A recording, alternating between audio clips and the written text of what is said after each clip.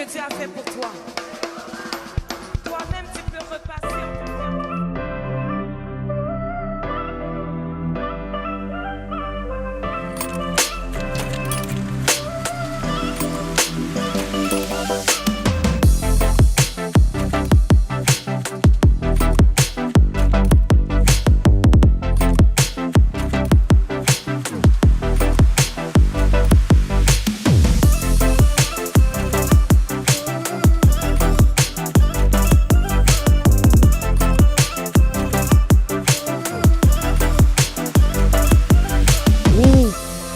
Bonjour à tous mes charismatiques, bonjour à tous et à toutes.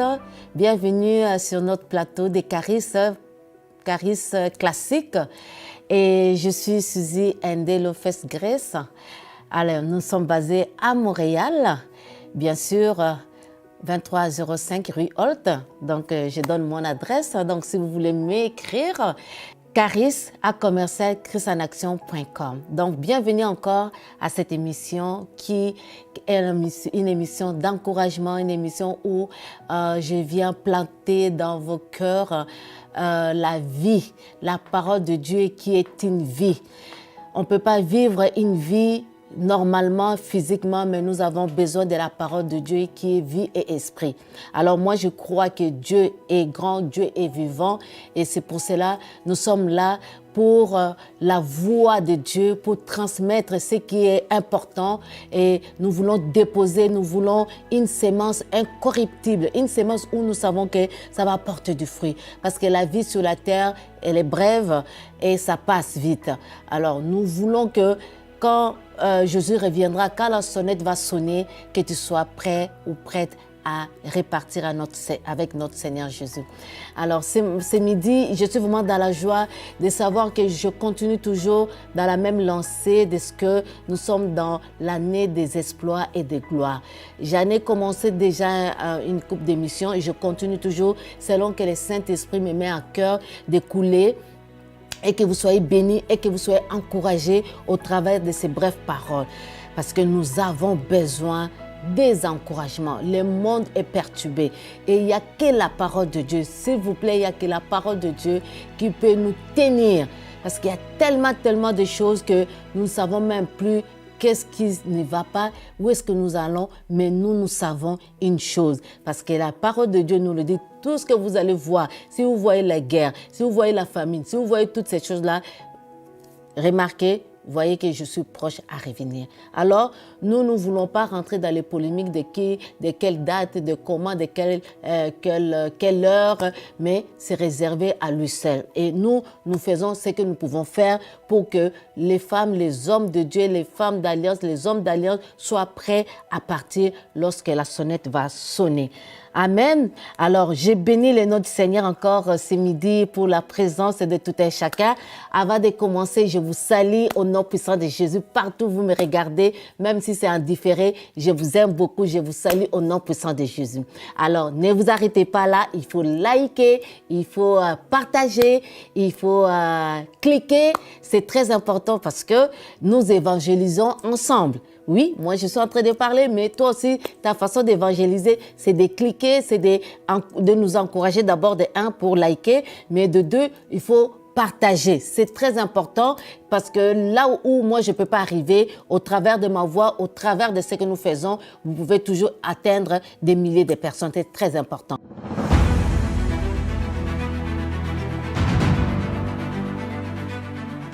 Cher charismatique, tu voudrais nous partager un témoignage de ce que Christ a fait pour toi au travers de cette émission et au travers de Christ en Action Montréal? Alors fais-le maintenant. N'attends pas la fin de l'année et encourage quelqu'un par ce témoignage. Envoie-nous une note vocale ou écris-nous à charis@christenaction.com.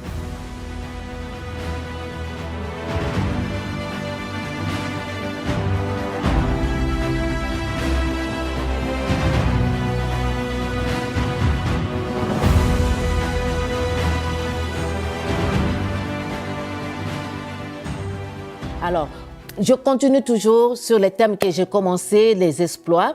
Et dans les principes de Dieu, je voulais parler de la foi. Et ici, là, je vais parler, oui, on dit Abraham, c'est l'homme de la foi. Mais il y avait aussi des hommes de Dieu dans la Bible, tels que Moïse, tels que David. C'est des hommes de foi. Parce que ceux qu'ils ont opéré sur la terre, s'ils n'avaient pas la foi, oh, bien-aimés, ils ne seront pas capables de faire ce que Dieu leur avait demandé. Donc, la foi, c'est simplement la confiance. Peut-être la foi, on dit, ah oui, la foi, c'est comment la foi? C'est juste confiance, avoir la confiance à la personne qui t'a appelé, à la personne qui t'a dit de faire quelque chose où tu sais qu'il est le grand Dieu, il est le créateur de toutes choses. Parce que si je sais que tu n'es rien, je ne peux pas suivre ta parole. Mais quand tu dis un mot, la chose s'accomplit. Et Moïse a compris que dès lors que le Seigneur l'avait appelé, dès lors qu'il était bébé, dès lors Pharaon avait dit que tous les bébés seront tués, sa maman l'a caché. Donc la maman de Moïse, Jacob, avait la foi de savoir que mon fils ne mourra pas. Je vais le cacher et je vais le mettre dans les paniers. Je ne veux pas que mon fils meure. Et c'était vraiment la direction du Saint-Esprit. Et il a été pris en charge par la fille de Pharaon. Il a grandi. Bien que quand il a fait encore des bêtises, il a tué un Égyptien, il a fui. Et là où il était, le Seigneur lui a apparu. Et le Seigneur lui a parlé, tu dois aller libérer mon peuple. C'est parce qu'il connaissait Dieu, parce qu'il a vu que lorsqu'il était en Égypte, comment Dieu était fidèle. Et il savait que ces enfants d'Israël, ses frères et sœurs, où ils étaient là-bas, ils avaient une promesse. Alors, je vais parler dans Exode 4, verset 2. Voyez-vous comment Moïse s'est attaché, il a cru à la parole de Dieu. Donc, on va aller dans Exode 4, j'ai dit, et verset 2. Voilà.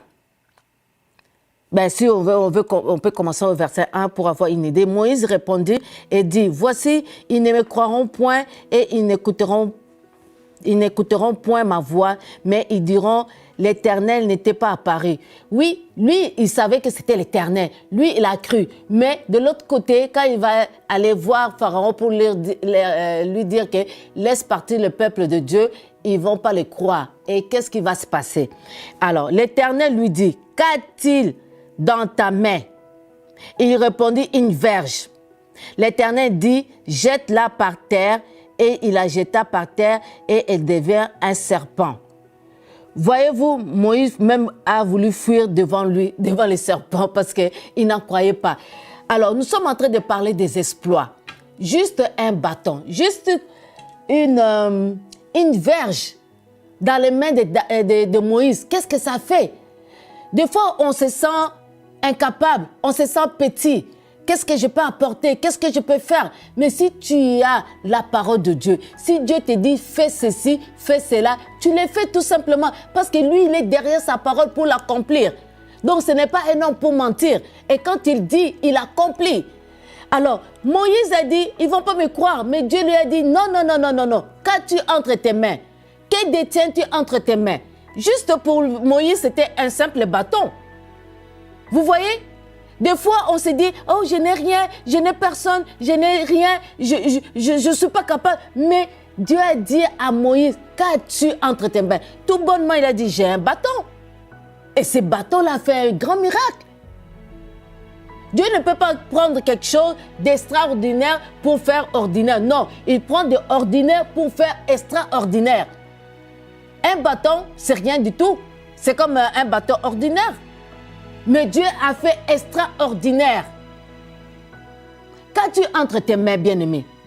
Qu'as-tu entre tes saintes mains? Oh oui, j'ai seulement $100, mais je ne peux rien faire. Non, Dieu te dit, commence avec ces $100. Ah oui, je n'ai pas assez étudié, mais en tout cas, je ne pourrai pas avoir ce poste-là. Va appliquer, mets ta foi en action. Ah non, je n'ai pas un secondaire 5, comment je vais faire? Non, mets ta foi en action. Fais confiance à celui qui t'a appelé. Donc Dieu a dit à Moïse, qu'as-tu dans ta main? Il répondit, une verge. Et l'Éternel dit, jette-la par terre. Jette-la par terre. Il la jeta par terre et elle devient un serpent. Moïse même a fui devant lui.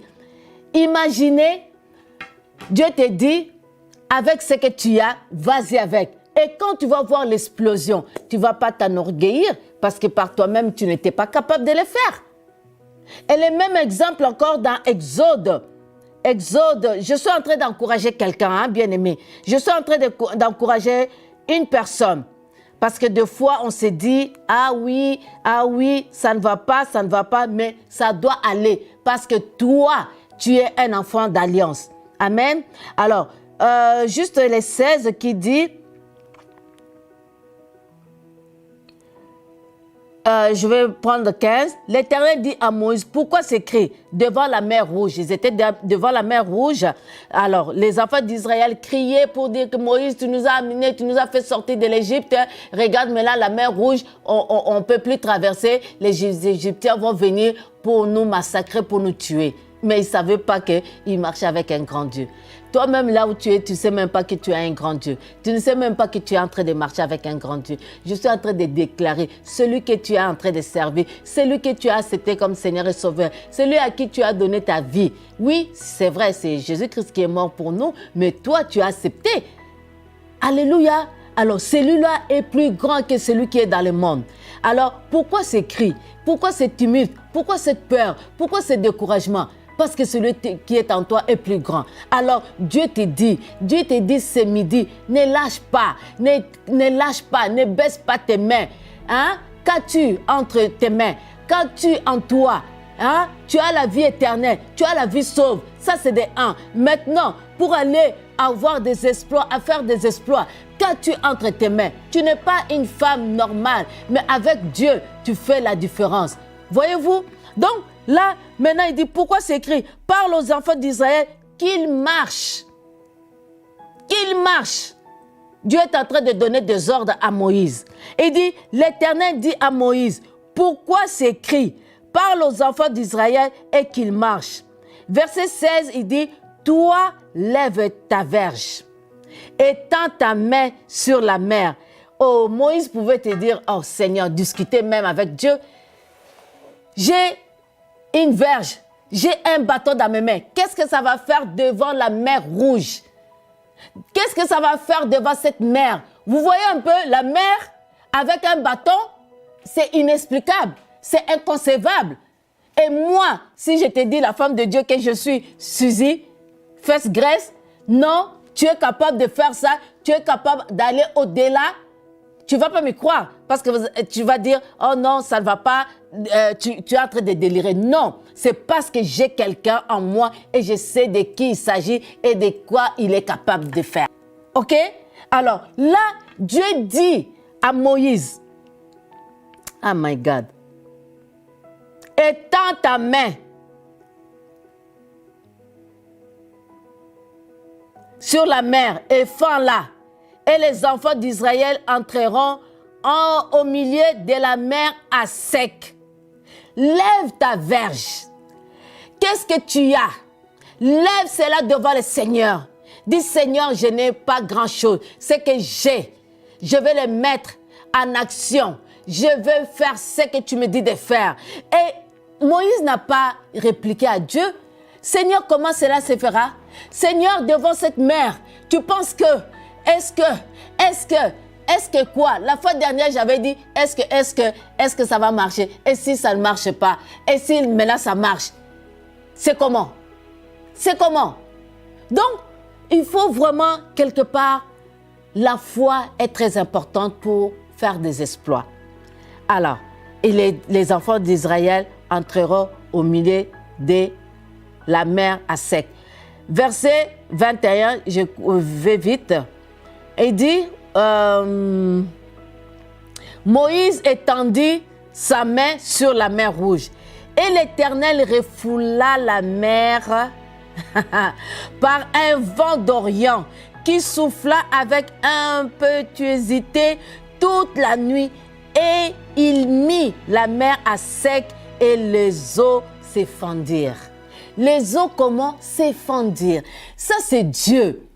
Ça, c'est Dieu. Par toi-même. La Bible dit avec Dieu. Ce n'est pas sans Dieu. Moïse n'était pas seul. Moïse était avec Dieu. Et il a dit à Moïse, c'est moi, le Dieu d'Israël. C'est moi, le Dieu qui vous a fait sortir de l'Égypte. Donc, je suis au contrôle de tout.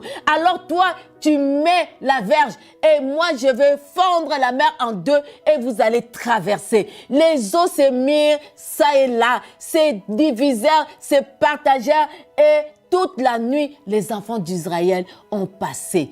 Bien-aimé, je ne sais pas si tu te rends compte de cela. Je ne sais pas si cette parole te dit quelque chose. Je prie vraiment que cette parole puisse avoir de l'impact et de l'influence dans ta vie. Je ne veux pas que cette parole te passe seulement. Tu peux dire, ah oui, pasteur, je connais ces passages. Oui, on connaît Moïse qui a fait ceci, qui a fait cela. Oui, Moïse est passé. Maintenant, on prend Moïse d'exemple. Si cela est écrit dans la Bible, dans ta Bible, ce qui fait qu'aujourd'hui encore, le Dieu que nous servons n'a pas changé. Il est le Dieu d'hier, d'aujourd'hui et d'éternité. Ce qu'il a fait hier, il le fera encore aujourd'hui plus que hier. Parce que là, il n'y avait pas le Saint-Esprit, mais maintenant, nous avons le Saint-Esprit, le Paraclétos, pour nous aider à traverser les montagnes, à traverser les épreuves, les situations difficiles. Mais cela se fera seulement avec Dieu. Nous ferons des exploits. Bien-aimé, je vais dire à quelqu'un, ne baisse pas les mains, ne lâche pas, ne te dis pas, oh c'est fini pour moi. Dieu n'a pas de temps. Dieu n'a pas de temps. Dieu ne se limite pas seulement selon que nos yeux voient. Dieu est le Dieu d'éternité. Un jour, c'est comme 1000 ans. 1000 ans, c'est comme un jour pour Dieu. Donc, si hier, tu n'as pas vu en 2024, ça ne veut pas dire qu'en 2025, tu ne verras rien. Si en 2023, tu n'as pas vu, mais ça ne veut pas dire qu'aujourd'hui, tu ne verras pas. J'ai toujours dit, si tu cherches les mariages, ça ne veut pas dire que dans le ciel, il n'y a pas mariage. Si tu cherches les enfants, ça ne veut pas dire que dans le ciel, Dieu n'a pas d'enfants. Si tu cherches de boulot, de travail, ça ne veut pas dire que dans le ciel, il n'y a pas de boulot. Si tu cherches des dollars, ça ne veut pas dire qu'il n'y a pas de dollars pour Dieu, pour te les donner. Non, non, non, non. Dieu est Dieu. Dieu est ton papa. Dieu est ton père. Il est papa et le responsable de tous ses enfants. Un père normal, une mère normale qui réfléchit, qui est responsable, doit prendre soin de ses enfants. Alors, à combien plus forte raison, le Dieu qui nous a créés. Il ne nous a pas largués seulement sur la terre pour larguer, pour dire allez-y, je vous lâche comme ça. Non, non, non, non, non, non, non. Il nous a amenés sur la terre ici pour un but, pour faire quelque chose, pour accomplir tout ce qu'il a dit. Il a déjà prédestiné, il a déjà écrit dans son livre. Toi, Suzy, tu vas sur la terre, tu vas accomplir. C'est de quoi je t'ai envoyé. Alors, bien-aimé, ne te décourage pas. Ne laisse pas l'ennemi te mentir. Parce que lui, c'est un gros menteur. Il fait que mentir. Il n'a pas la vérité dans sa bouche. Donc, du coup, la vérité, c'est la parole de Dieu. Amen. La vérité, c'est ce que Dieu dit. Ce que Dieu dit, c'est la vérité. Et s'il te dit, prends cette verge, fends-la, mets ça dans la mer, ça va se séparer. Tu le fais parce que cela va arriver. Donc, ça prend la foi. La foi, il faut oser. Quand tu n'oses pas, tu ne verras rien. Le contraire de la foi, c'est la peur. Et qu'est-ce que l'ennemi fait? Il nous met la peur en nous. Il met les inquiétudes pour que nous n'osons pas. Or, si tu chasses la peur, tu dis peur, tu n'as pas de place. C'est la foi qui est dans la parole de Dieu. Quand on me dit fais ci, fais ça, je vais le faire parce que la parole de Dieu ne ment pas. Elle ne ment pas. Au contraire, si même, je vais te dire quelque chose, merci Saint-Esprit. Si hier tu as échoué, pour toi tu dis que tu as échoué, non, Dieu te donne encore les capacités pour aller encore à un autre niveau. Pour toi peut-être tu vas dire que j'ai échoué, mais pour Dieu tu n'as pas échoué. Tu as acquis une dimension, une capacité pour aller à un autre niveau supérieur, pour faire mieux que tu n'as pas pu faire hier. Donc du coup pour moi, échouer, ce n'est pas échouer. Au contraire, ça te donne les capacités pour bien faire, pour bien doubler. Alléluia. Alors, je suis en train de dire à quelqu'un, si tu me suis là où tu es, fais ce là, ce midi, pour ces quelques minutes pour t'encourager, à te dire ne lâche pas. Cette année, c'est une année des exploits et de gloire. Comme notre papa a dit, que ce n'est pas un slogan. Nous voulons vivre, que cela soit matérialisé, que nous puissions voir la main de Dieu. Et quand nous allons voir les exploits, c'est la gloire qui va nous accompagner. La gloire de Dieu va nous accompagner. Quand les gens vont commencer à nous regarder, ils vont se dire, ça ce n'est pas l'humain, ça ce n'est pas un humain, ça c'est Dieu. Et ils vont glorifier le Seigneur Dieu de gloire. Alors, je vais m'arrêter ici parce que je sais qu'avec ces peu de paroles, c'est rentré. Et que ne te laisse pas avec les circonstances que tu vis maintenant. Lève-toi, lève ta tête, dis-toi, je suis avec Dieu. Et je ne suivrai jamais. Alléluia. Alors, pour finir, je vais lancer l'appel. Tu veux rentrer avec Dieu pour faire des exploits, c'est d'abord donner ta vie à Jésus. La fois dernière, je parlais de donner ta vie à Jésus parce que c'est l'élément déclencheur de tout ce qui va suivre. Amen. Alors, si tu me suis pour la toute première fois ou si tu étais dans le Seigneur, que les circonstances t'ont vraiment courbé, relève-toi et fais cette prière avec moi. Dis après moi, Seigneur Jésus, encore j'ai entendu la parole au travers de la bouche de ta servante. Je me repens de tout mon péché et je viens à toi. Prends ma vie, lave-moi, pardonne-moi. Et ce midi, je t'accepte comme le Seigneur et le Sauveur de ma vie. Inscris mon nom dans le livre de vie. Merci Saint-Esprit de guider mes pas. Et je veux marcher avec toi, la tête haute. Merci Saint-Esprit de prendre soin de moi au nom puissant de Jésus que j'ai ainsi prié et que vraiment le Saint-Esprit soit glorifié au travers de la vie sauve, la vie éternelle qu'il t'a donnée au nom puissant de Jésus. Amen. Amen. Donc, alors, je suis arrivée à la fin. Si jamais il y a de quoi, les témoignages, bien aimés, on insiste sur les témoignages.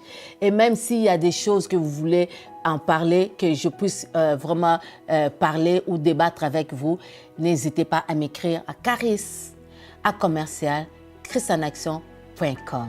Merci, que le bonheur et la grâce de mon Dieu vous accompagnent tout au long de cette année, l'année des exploits et des gloires. Je vous aime beaucoup. Ici, Suzy Ndelo, First Grace.